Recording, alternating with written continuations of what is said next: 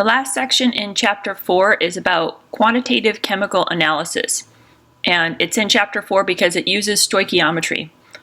And back in Chapter 3, you would know how many moles of something you had because you would weigh it out and you would make the solution yourself, or you would put the sample into the reaction yourself. And so since you know the mass that you weighed out, you could figure out how many moles you have in there. Sometimes you have an unknown sample that you didn't make, and so you don't know how many moles or grams of something are in there. And you can react it with something that you do know, something that you did make, do the reaction, and because of stoichiometry and the reactions happening in fixed molar ratios, you can calculate, by figuring out what you got from your reaction, you can calculate how much you must have had in the original unknown.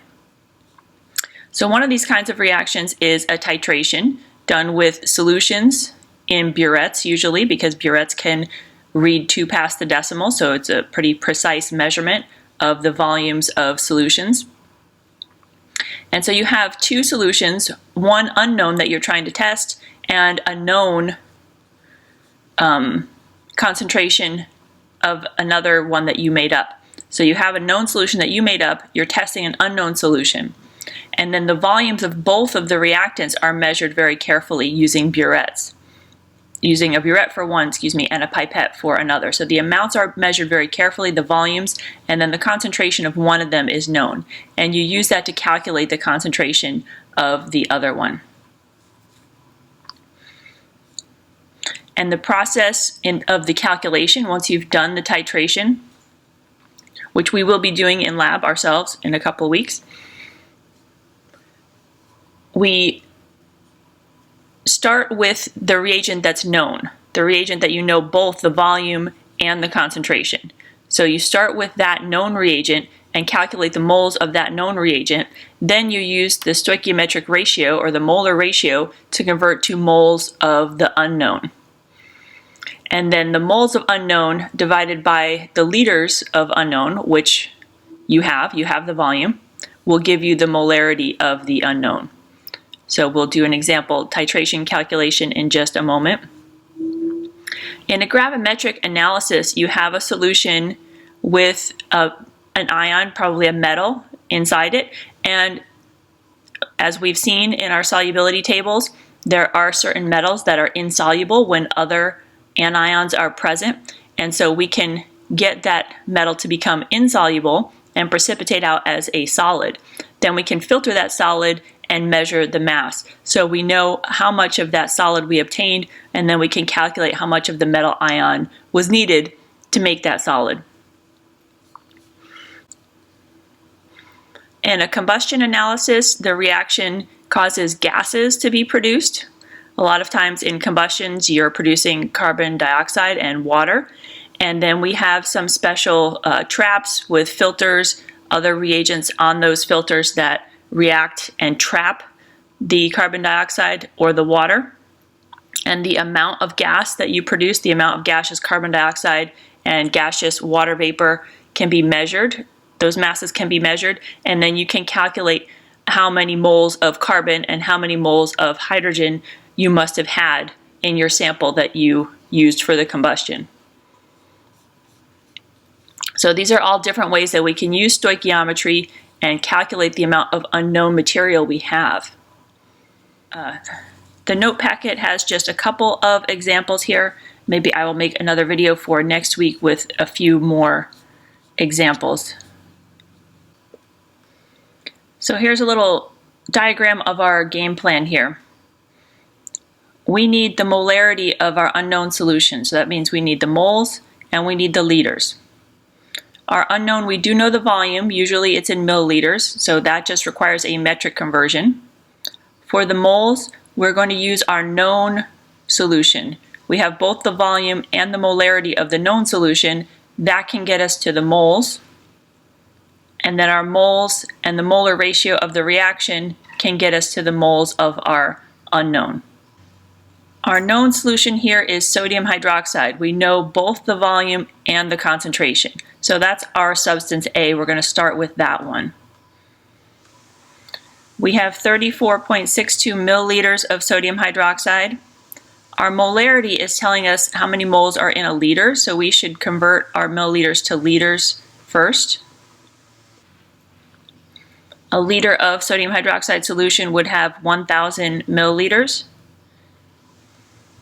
And then a liter of that sodium hydroxide solution has 0.1864 moles of sodium hydroxide in it. So this is how we would convert from volume to moles using the molarity. Now we need the molar ratio to get from sodium hydroxide to sulfuric acid, which is our substance B. And the reaction has a 2-to-1 ratio of sodium hydroxide to sulfuric acid. So the number of moles of sulfuric acid is going to be different from what we had for sodium hydroxide. So that comes out to be 0.003227 moles of sulfuric acid that must have reacted with that known amount of sodium hydroxide. Now for this next part, we just need a metric conversion. I'll do that over here. Our volume of sulfuric acid is 15 milliliters, and that becomes 0.01500 liters. It is still pretty precise. You shouldn't round it down to just 2 significant digits because we usually use a precise instrument like a pipette to get 4 significant digits from our volume measurement. These analyses, the whole point of them is to try to figure out how much you have of an unknown to as much certainty as possible. So when we do these analyses, we tend to be very careful about weighing, very careful about measuring the volume. So when we do the calculations, we need to reflect that and keep those significant digits if we have them. So now we have our liters and we have our moles. To get molarity, we would divide that.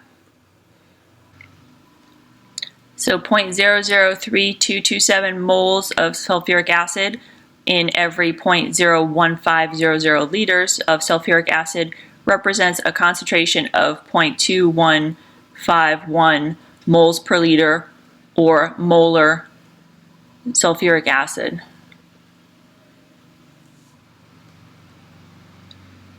Alright, so here is a gravimetric analysis. Again, we are trying to figure out the molarity of our unknown solution. So we need the moles of lead-2 ion in the liters of solution. The liters of solution is pretty easy. We are a lot of times told milliliters of solution if we're analyzing smaller amounts, but we can use a metric conversion to get that to liters of solution. It'll just be a small number.